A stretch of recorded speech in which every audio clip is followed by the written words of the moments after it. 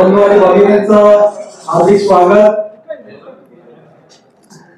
महानगरपालिका भवनाची जी नवीन इमारत आहे त्याच्या उद्घाटनाचा घाट या ठिकाणी जो घातला जातोय, परंतु ही जागा अद्यापपर्यंत प्रशासनाकडे हस्तांतरित झालेली नाहीये आणि त्यामध्ये अनेक त्रुटी आणि तांत्रिक बाबी आणि अडचणी त्या ठिकाणी आहेत आणि याबाबतची विस्तृत माहिती देण्यासाठी ठाणे जिल्हा काँग्रेस कमिटीच्या माध्यमातून या ठिकाणी पत्रकार परिषदेचं आयोजन करण्यात आलेलं आहे।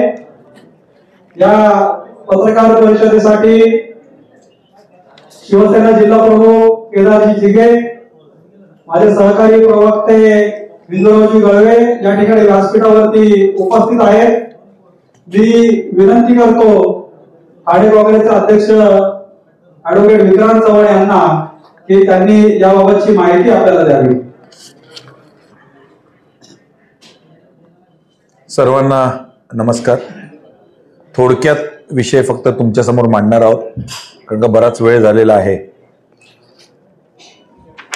ठाणे महानगरपालिका क्षेत्रातील सेक्टर 4 अजित सेक्टर 4 मध्ये हा एक प्राइम लोकेशनचा स्पॉट आहे सेक्टर 4 आणि सेक्टर 4 मध्ये बरेच उद्योग धंदे आहेत होते आणि त्यांचं या ठिकाणी I2R मध्ये रूपांतर करून बरीच संकुलं उभी राहिलेली आहेत। त्याच्यातला एक पूर्ण झालेला हे म्हणजे हिरांदानी मेडोज वायमन गार्डन जो होता, एक्सेल्लो देवी दयाल जिथे लक्ष्मीनारायण आहे, एक्सेल्लो अजय अशर यांनी बांधलेला परिसर आहे। असे प्रोजेक्ट्स आहेत। गेल्या काही वर्षामध्ये वर्तकनगर परिसराच्या आजूबाजूला जे सेक्टर 4 मधील काही कंपन्या आहेत त्या गेल्या 10 वर्षा 15 वर्षापूर्वी बंद पडलेल्या आहेत। त्याच्यामध्ये Cadbury 40 acre, Raymond 100 acre, Voltas 40 acre आणि ग्लॅक्सो 60 एकर असे कंपन्या बंद पडलेल्या होत्या आणि त्या कंपन्या ह्या शासनाने त्या जमिनी सनद म्हणून कंपन्या सुरू करण्यासाठी ब्रिटिशकालीन सरकारने त्यावेळेस दिलेल्या होत्या आणि आपल्या सरकारने त्या कंटिन्यू केलेल्या होत्या। पंडित जवाहरलाल नेहरू यांनी ती सनद त्यांच्या सरकारने रिन्यू केली होती, परंतु मध्यंतरीच्या काळामध्ये या सगळ्या कंपन्या जी कामगारांची चळवळ संपवण्याचं काम मध्यंतरीच्या काळात झालं आणि त्यामुळे या कंपन्या बंद पडल्या। त्यातली एक रेमंड कंपनी आहे जी 2015 साली I2R करण्यात आली 100 एकर आणि नियम असा आहे की 8 हेक्टरच्या वरती जर एखादी जमीन I2R अंतर्गत, I2R म्हणजे इंडस्ट्री टू रेसिडेन्शियल, त्याच्यामध्ये शासनाची परवानगी लागते, नंतर स्थानिक जिल्हाधिकाऱ्यांची परवानगी लागते I2R करायला आणि मग रेसिडेन्शियल प्लॅन हा त्या प्राधिकरणाकडे टाकला जातो। MMRD असेल तर MMRD इकडे, ग्रामपंचायत असेल तर ग्रामपंचायत इकडे, नगरपालिका असेल तर नगरपालिकेकडे आणि महानगरपालिका असेल तर महानगरपालिका। महानगरपालिकेकडे हा प्लॅन 2015 साली सर्वप्रथम शशिकांत देशमुख जे विख्यात वास्तुशास्त्रज्ञ आहेत, इथले इकडचे वास्तुतज्ञ आहेत, वास्तुविशारद, त्यांच्यामार्फत टाकण्यात आला। तर तो नियम असा आहे की 8 एकरच्या वरती असेल तर 25% एकंदरीत जमिनीच्या 25% ती एम्युनिटी द्यावी लागते, त्या महानगरपालिकेला हस्तांतरित करावी लागते ULC कायद्याअंतर्गत, असा शासनाचा नियम आहे। सनद दिलेली जमीन जर पूर्ण द्यायची नसेल तर त्याचा काही पैसा मोबदला, कामगारांचा मोबदला हा सगळा देऊन शासनाला काही पैसे भरावे लागतात, जिल्हाधिकाऱ्यांकडे काही पैसे भरावे लागतात आणि मग ज्या प्राधिकरणाच्या अंडर तुमचा प्लॅन मंजूर करायचा आहे किंवा नागरीकरण करायचंय त्याच्यातली 25% एम्युनिटी ही महापालिकेला, त्या नगरपालिकेला, त्या प्राधिकरणाला द्यावी लागते, जेणेकरून तिथे त्या अनुषंगाने, वाढत्या नागरीकरणाच्या अनुषंगाने तेवढ्या नागरी सुविधा उपलब्ध करून देऊ शकतो आपण। आणि त्याच्याबरोबरच डेव्हलपमेंट चार्जेस भरावे लागतात, त्याच्याबरोबरच CFO चार्जेस भरावे लागतात। आता ह्या सगळ्या गोष्टी लक्षात घेऊन जेव्हा शेवटची महासभा झाली 2022 साली 12/1, त्यावेळेस आम्ही काही ठराव केले होते। माझ्या स्वतःच्या मी सूचक होतो, अनुमोदक मला वाटतं हनुमंत जगदाळे साहेब होते. त्याच्यामध्ये आम्ही सांगितलं होतं, आमचा एक ठराव होता की वर्तकनगर प्रभाग 6 नंबरची सूचना होती, प्रस्तावाची सूचना. वर्तकनगर प्रभाग समिती अंतर्गत प्रभाग क्रमांक 7 मधील ग्लॅक्सो कंपनी यांच्याकडून I2R अंतर्गत उपलब्ध होणारी अम्युनिटी एकत्र करून त्याच ठिकाणी खेळाचे मैदान, ओपन पार्किंग टर्मिनल, कोंडवाडा आणि जनावरांचा दवाखाना बांधण्यात यावा, ज्याची कमतरता सध्या आहे. दुसरा आम्ही केला होता एक ह्याच्यामध्ये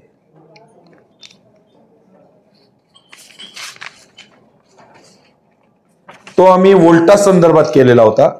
वोल्टासची जी जमीन आहे त्या जमिनीमध्ये आम्ही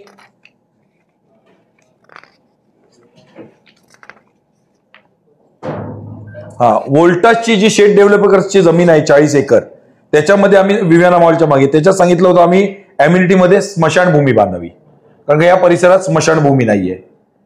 दुसरं आम्ही लक्ष्मीनारायण रेसिडेन्सी आहे बेतनी हॉस्पिटल शेजारी, तिथे एक उपलब्ध भूखंड आहे अम्युनिटी मधून, जे राजेंद्र बांदेलकरांनी बांधलाय. त्याच्याकडून उपलब्ध झालेल्या अम्युनिटीमध्ये क्लब हाऊस, तरण तलाव सह विकासकांना बांधून घ्यावी.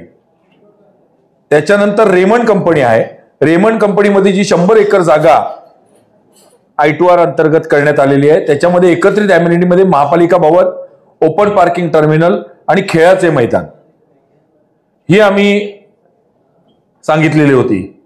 आणि ह्याच्यामध्ये होती कॅडबरी कंपनी.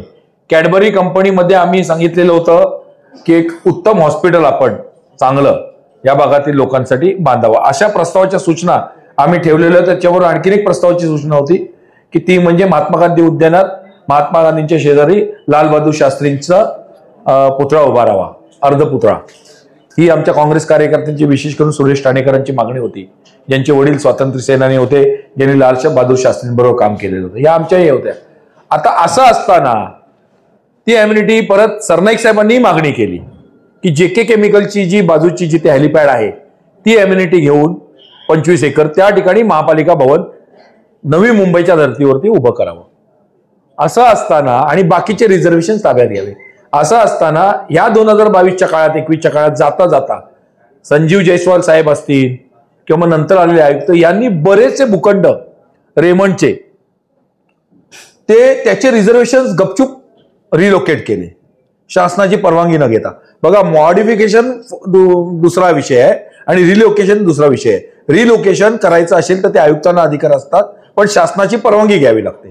तर त्यांनी स्वतः ते म्हणजे एक वोल्टासचा केला, शेड डेव्हलपरचा, आपलं रिझर्वेशन फायर ब्रिगेडचं, जिथे आम्ही टेंडर काढलेलं होतं, टेंडरची वर्क ऑर्डर दिलेली होती ती त्याला दिली आणि त्याला सांगितलं अर्ध्या जागेत तू एक मॉल बिल्डिंग उभी कर आणि अर्ध्या जागेत हे कर, काय फायर ब्रिगेड बांधून दे. म्हणजे त्या रिझर्वेशनची जागा अर्धी केली. तसंच रेमंडला पार्कचं जे रिझर्वेशन होतं आव्हाड साहेबांच्या बंगल्याच्या मागे, ते त्यांनी परस्पर दिलं आणि सांगितलं अर्ध्यामध्ये पार्क बनवून द्या आणि अर्ध्यामध्ये तुम्ही आम्हाला हे करून द्या, काय तुमची बिल्डिंग बांधा. आणि ती जी बिल्डिंग बांधायची जागा होती ते पार्कचं रिझर्वेशन त्यांनी त्या आत्ता जे हटवतायत रेमंडचं जे मॉडिफिकेशन तिथे नेऊन टाकली. तिथे ऍक्च्युली रेमंडच्या मालकीचं रेसिडेन्शियल झोन होता, तिथे त्यांनी पार्क नेऊन टाकला. आणि आत्ता घाई गर्दीत पुन्हा, कारण का रेमंड एकदा ते दिल्यानंतर पार्कचं रिझर्वेशन किंवा ते अफोर्डेबल हाऊसिंग मध्ये दिल्यानंतर रेमंडचा मालक तयार नाही अम्युनिटी द्यायला. त्याला ती अम्युनिटी विकायची आहे दुबईच्या एका मॉलवाल्याला, म्हणून ती JK केमिकलची अम्युनिटी द्यायला तयार नाही. म्हणून मग आता कुठे भवन बांधणार आणि मोदींच्या हस्ते ते उद्घाटन करायचंय, नरेंद्र मोदींच्या हस्ते. मोदींच्या हस्ते उद्घाटन करायला आमचं काही म्हणणं नाही, परंतु त्या ठिकाणी लोकांना जे आश्वासन दिलंय, रेरामध्ये जो प्लॅन सबमिट झालाय त्या लोकांचा, त्याच्यामध्ये क्लिअर कट दिसतं. ते अग्रीमेंट आम्ही आणलंय की पार्कचं रिझर्वेशन आहे, गार्डनचं रिझर्वेशन आहे आणि त्याने त्या अग्रीमेंटमध्ये म्हटलंय की मी हा डेव्हलप करून देणार. दुसरं असं की स्वतः रेमंडने लिहून दिलं होतं VP मंजूर करताना की आम्ही अम्युनिटीमध्ये स्वखर्चाने पालिका भवन बनवून देऊ, स्वतः स्वखर्चाने. हे सरनाईक साहेबांनी पत्रकार परिषद घेतले, ते पेपर्स आम्ही आणले. असं असताना आता तुम्ही 750 कोटीचं महापालिका भवन अनुदान मागवून तुम्ही 250 कोटीचं अनुदान मागवलंय आणि तुम्ही घाट घालताय आणि ती जागा ज्याच्यामध्ये पाण्याची टाकी बांधायचं असं स्वतः तुम्हीच पाण्याची टाकी बांधायची तुमच्या लोकांसाठी असं महापालिकेने पत्राद्वारे त्यांना दिलं होतं अटी शर्तींमध्ये. त्यांनी पाण्याची टाकी बांधायला सुरू केल्यानंतर अर्धी झाल्यानंतर त्यांना स्थगिती दिली का तर ती पण जागा त्या पालिका भवनसाठी पाहिजे. तुमचं रिझर्वेशन तुम्ही हटवताय ते टाकणार कुठे तुम्ही परत? आणि टाकू नये असे गाईडलाईन्स आहेत, रिझर्वेशन हटवू नये असे गाईडलाईन्स आहेत. तर ते 200 मीटरच्या आत आम्ही टाकतोय तसा एक नियम आहे की 200 मीटरच्या आत टाकू शकतो, पण शक्यतो पार्कचं रिझर्वेशन गार्डनचं रिझर्वेशन हे हटवू नये. एक तर डीपी मंजूर झाला 2003 साली, तो डीपी यांनी आतापर्यंत 30 ते 35% अंमलात आणला आणि नागरीकरण त्या अनुषंगाने 100% वाढलं. म्हणजे लोकांसाठी ज्या नागरी सुविधा पाहिजेत त्या नागरी सुविधा अद्याप तयार झालेल्या नाहीत. त्याप्रमाणे 2003 ते 2024 आणि 10 वर्षांनी परत नवीन डीपी बनवायचा असतो. आपण ठराव केला महासभेत 2016ला की नवीन डीपी बनवायला मान्यता, कलेक्टरचं आलं होतं प्रस्ताव शासनामार्फत आपण दिली, नगर रचनाकारांचं कोकण मुंबई आपण दिली. अद्याप नवीन डीपी बनवायला सुरुवात केली नाही आणि आता मॉडिफिकेशन करतायत, ठराविक जागा विकायला काढल्यात. मग तुम्हाला आता ठराविक जागा मॉडिफिकेशन करायची काय गरज आहे? आणि हा जो आहे विषय पाण्याची टाकी अर्धवट टाकून ती जागा तुमच्या मालकीची नाही आणि गव्हर्नमेंटचा GR आहे की जोपर्यंत जागा त्या प्रयोजनासाठी, उदाहरणार्थ समृद्धी हायवे आहे, कोकण हायवे आहे, त्या प्रयोजनासाठी ती जागा तुमच्या ताब्यात जोपर्यंत येत नाही, मॉडिफिकेशन बाकी आहे. आता मला काल परवा आमदार सरनाईक साहेबांनी सांगितलं, मी कोट करतो, की लगेच एका दिवसात मॉडिफिकेशन करणार आहेत. आजच्या आज आम्ही हरकती नोंदवल्या आहेत, मी स्वतः हरकत नोंदवली आहे आणि मी सांगितलंय माझं लेखी म्हणणं मी मांडेन. आदिवासींच्या जागा आहेत तिथे, त्या जनतेला दिलेल्या त्या प्रायव्हेट विकासकाची जागा आहे जिथे टाकी आहे, ती तुमच्या ताब्यात कशी येणार? आणि आली नाही. त्यांचा जो प्लॅन मंजूर आहे आणि जेव्हा ही निधी मागवली, अनुदान मागवलं 250 कोटीचं, क्लिअर कट त्यांनी JK केमिकलची जागा दाखवली होती शहर विकास विभागाने आणि शहर विकास विभागाने टाकीची जागा निर्धारित केली. मग आता तुम्ही ती कशी काय घेऊ शकता त्याच्याकडनं?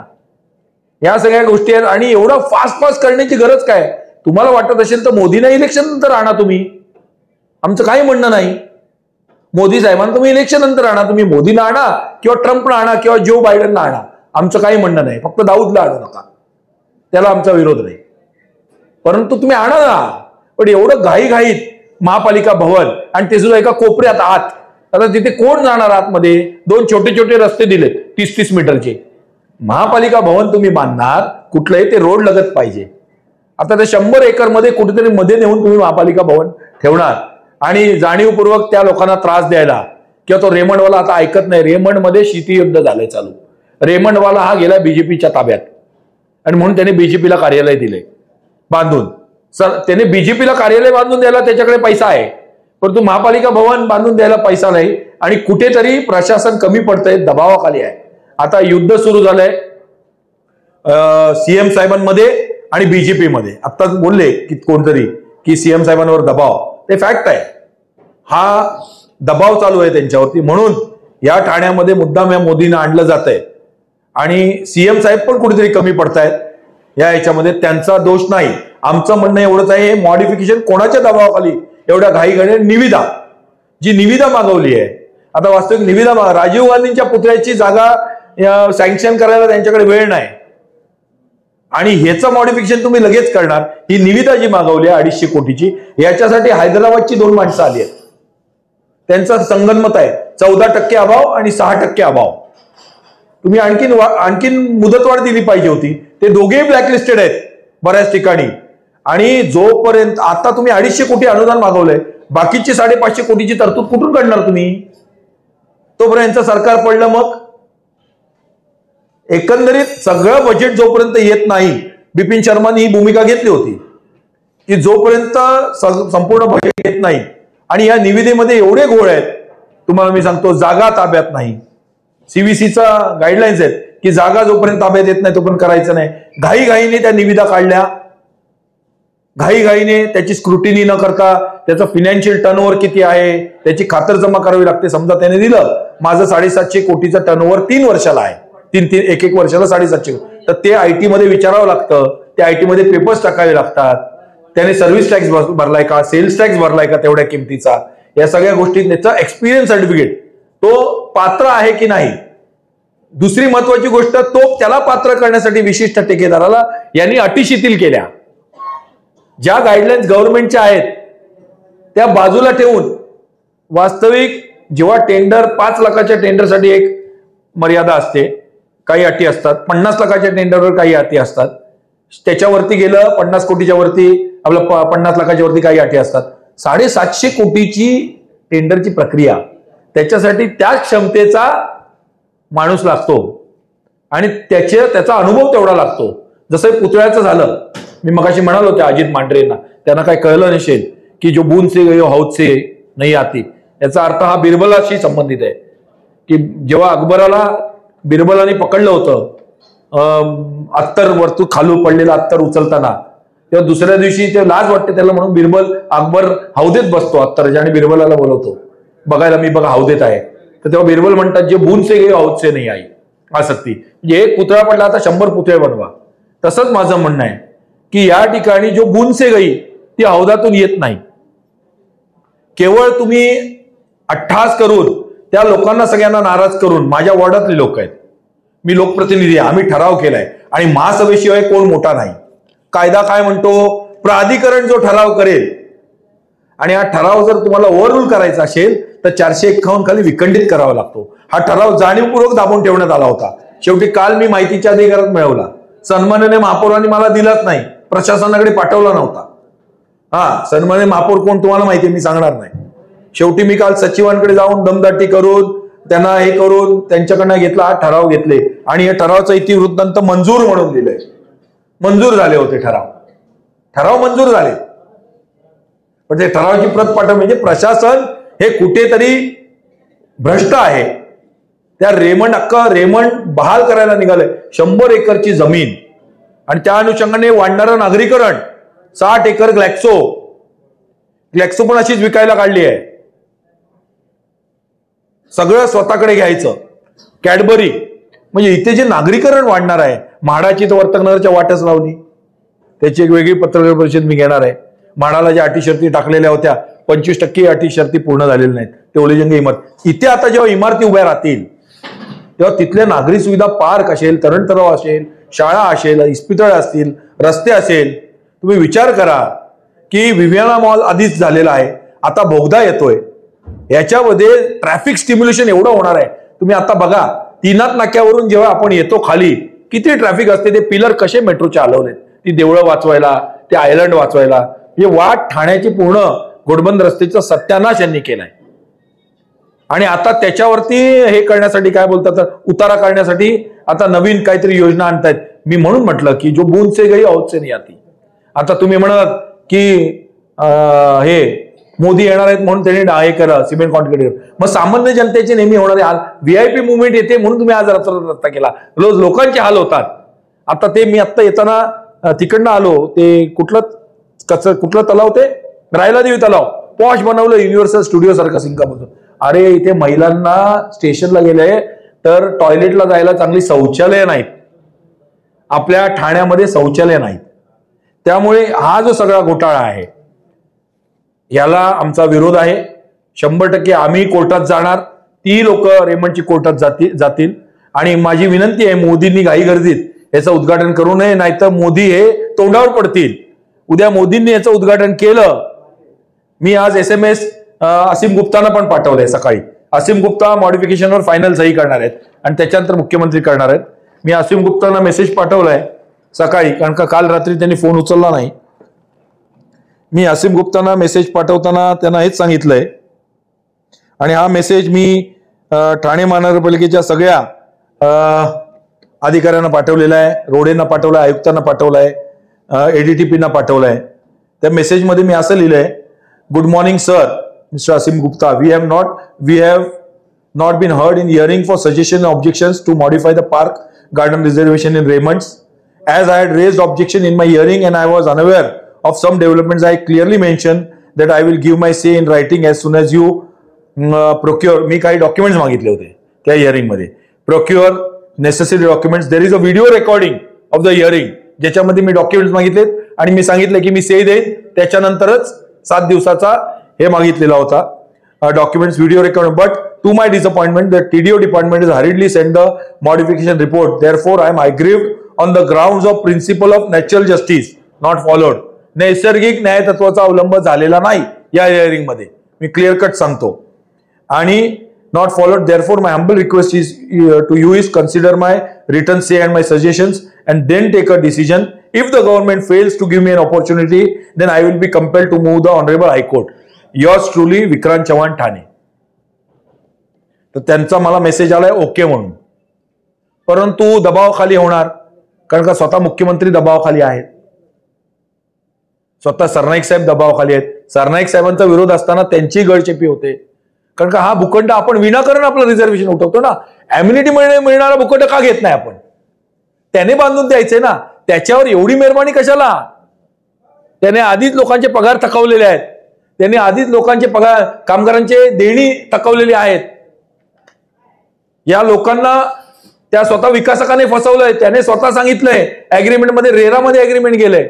आणि रेरा हा कायदा आहे स्वतःत एक, जसा MRTP कायदा आहे, सेपरेट कायदा. त्याच्यात सांगितलंय की पार्क रिझर्वेशन असणार, मी डेव्हलप करणार, ही टाकी मी बांधून. तर टाकी त्याच्या मंजूर नकाशात आहे, ती टाकी पेपर्स स्वतः पाणी खात्याने हे दिलंय की टाकी बांधावी म्हणून, शहरी विकासाने मंजूर केले आणि त्या प्लॅन मध्ये आहे टाकी. मग आता टाकी कशी काय तुम्ही हटवणार? हटवूच शकत नाही ना तुम्ही.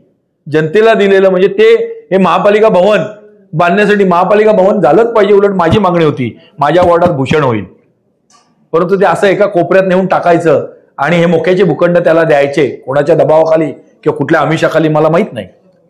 आणि असंच असतं शेवटी.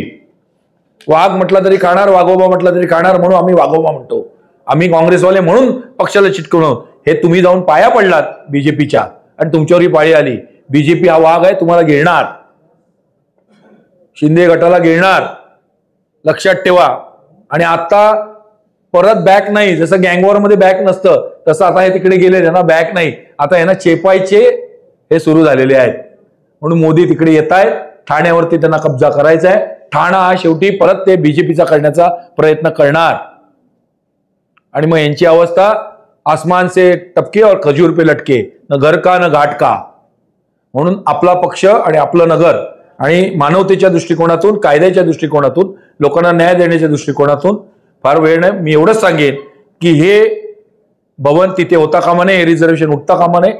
एम्युनिटी मध्ये भवन बांधून घ्यावं कोपऱ्यावरती चांगल्या ठिकाणी, जेणेकरून चारही बाजूने लोक तिकडे येऊ शकतील. धन्यवाद. साहेब, आता एम्युनिटीवरती भवन बांधून देणार होते रिमंडवाले, पण आता रिमंडवाल्यांनी भाजप ऑफिस बांधलंय असं आपल्याला आरोप करायचं. हो, भाजप ऑफिस त्याला जबरदस्ती बांधून द्यायला लावलं आणि भाजप ऑफिसच्या बदल्यात त्यालाही सगळी मेहरबानी केली मागच्या आयुक्तांनी. त्याचे रिझर्वेशन उठून तिकडे टाकले, मग त्याला तो चांगली जागा दिली आवड साहेबांच्या मागे. या ठिकाणी या ह्याच्यात त्या हॉस्पिटलच्या इथे आता हॉस्पिटल रिझर्वेशन जिथे दिघे साहेब वारले होते, ते हॉस्पिटल रिझर्वेशन उठून तिथे बिल्डिंग बांधायला दिल्या. हे कोणी केलं? हे आमच्या सरकारने नाही केलं. आमच्या सरकारने केलं असतं तरी विरोधात उभा राहिलो असतो मी. आमच्या राहुल गांधींनी मान्यता दिली असती तरी आमच्या राहुल गांधींनी सांगितलंय की मी चुकलो तर मला, मी चुकलो म्हणून म्हणण्याचे तुम्ही धारिष्ट ठेवा. तेव्हा आम्ही नाही करणार, आम्ही मिंदे नाही तिकडे. या सगळ्या प्रकल्पांमध्ये एवढे जेवढे प्रकल्प आहेत आवाज उठवणार आम्ही. आम्ही ठराव केलाय ग्लॅक्सोमध्ये पाहिजे आम्हाला ओपन जागा, आम्हाला कॅडबरीमध्ये पाहिजे. महापालिकामध्ये ठराव मंजूर आहे, मग महापालिका आणि 100% मला विश्वास आहे हायकोर्टामध्ये हे सगळे प्रकल्प बंद पडतील. कारण का महासभेचा ठराव आहे, महासभेच्या ठरावाच्या वरती कोणी नाही आणि तो अधिकार महासभेचा आहे. DC रूल्स, MRTP कायद्यात काही तरतुदी आहेत, परंतु एम्युनिटीच्या बाबतीत जर महासभेने ठराव केला, बघा आता सरनाईक साहेबांनी तिरंदाज उघडला तिकडे, तो यांनी प्रशासकाने ठराव केला म्हणजे महासभेने. यांनी एम्युनिटीज विकायला काढल्यात सगळ्या सगळीकडे. कुठे काय गंगूबाई हॉल, कुठे काय आणखीन हॉल. अहो त्या एम्युनिटीज जनतेसाठी आहेत, त्या एम्युनिटीज जनतेसाठी खुल्या पाहिजेत. तो रहेजा कुठला तो कॉम्प्लेक्स मधला स्विमिंग पूल त्यांनी विकायला काढलाय. त्याचे दर बघा, त्याचे दर बघा. तो जनतेसाठी खुला पाहिजे, जनतेला माफक दरात दिलं पाहिजे ना एम्युनिटीज. व्हॉट इज एम्युनिटीज वरती आता PPP बिल्डिंग काढल्यात, त्याला पण माझा विरोध आहे. सरनाईक साहेबांनी काढल्यात. एम्युनिटी वरती महापालिका खर्च करून या ठाण्यातल्या जनतेला लॉटरी पद्धतीने घरं देऊ शकते. परंतु एम्युनिटीवरती पीपीपी पद्धतीने बिल्डिंगी बांधता येऊ शकत नाही. UDCPR मधला रूल आहे, पाहिजे जाऊन तुम्ही विचार. हे विकायला काढलंय ठाणं थोडक्यात, आणि आता जनतेने याच्यात सावध झालं पाहिजे. पण जनतेला दबावाखाली जनता आहे, सगळेच राजकारणी दबावाखाली आहेत. आम्ही दबावाला बळी पडणारे नाही. काल रात्रीपासून आम्हाला 1 वाजल्यापासून बऱ्याच क्राईमवाल्यांचे फोन आले. आता हा विरोध आहे, महाविकास आघाडीचा विरोध आहे का काँग्रेसचा विरोध आहे? हा तो विरोध तुम्ही पत्रकार परिषद आमची काँग्रेसची जरी असली तरी महाविकास आघाडीचे दिघे साहेब, जर दिघे साहेब हयात असते, त्यांचे वारस हयात आहे तिथे आमच्या बरोबर. दिघे साहेब हयात असते तर यांची हिंमत झाली असती का हो हे विकायची? गाडी घेतली तरी दिघे साहेब कानफाडात मारायचे नगरसेवकाच्या. कुठून आणले पैसे? आता काय बाळासाहेबांच्या जीवावर दिघे साहेब गेल्यावर उद्धव साहेबांच्या जीवावर एवढे पैसे कमवले, ज्या शरद पवारांच्या जीवावर एवढे पैसे कमवले, आवड साहेब बोलले ना शरद पवारांचे झाले नाही कोणाचे होणार. आता जे उद्धव साहेबांच्या जीवावर एवढे पैसे कमवले ना, दिघे साहेब असताना कमवले होते का? नाही. आमचे दिघे साहेब इकडे आहेत, त्यामुळे आम्ही एकत्र महाविकास आघाडी आणि आमचे नेते, आम्ही सांगितलं तुम्हाला मगाशीच, आम्हाला स्पष्ट सांगितलंय जितेंद्र आव्हाड आणि राजेंद्र विचार यांच्या नेतृत्वाखाली इथे इंडिया अलायन्स काम करेल. पक्षाचा आदेश महत्वाचा, तिकीट कोणालाही मिळो, आम्ही त्यांचं सचोटीने काम करणार. एकीकडे पंतप्रधानांनी उद्या भूमिपूजन घेतलंय, दुसरीकडे रहिवासी आक्रमक झाले. कोण आक्रमक झाले? रहिवासी तिथले रेमंडमध्ये. हा, मग 100% आम्ही रहिवाशांबरोबर आहोत आणि रहिवाशांच्या पुढे असू आम्ही. पण रहिवाशांनी आक्रमकता कायम ठेवावी, कारण काल रहिवासी बीजेपी वाल्यांकडे पण गेले होते परवा. अचानक म्हणजे माझ्याकडनं आले, बीजेपी वाल्यांकडे गेले, मग परत बॅक झाले, त्यांना कळलं मोदी येत आहेत, मग परत सकाळी माझ्याकडे आले. तर त्यांनी त्यांची भूमिका ठाम ठेवावी. मी तर काय विकला जाणार नाही, आम्ही काय विकले जाणार नाही. धन्यवाद. ना करें हम मैसेज डाले, हाँ डाल देते हैं ना. राहुल जी को बोला है हमने, वही किया है कि मेल करो करके. राहुल पिंगळे आमचे प्रवक्ते. तुम्हाला कोण वाटलं? राहुल गांधी साहेब.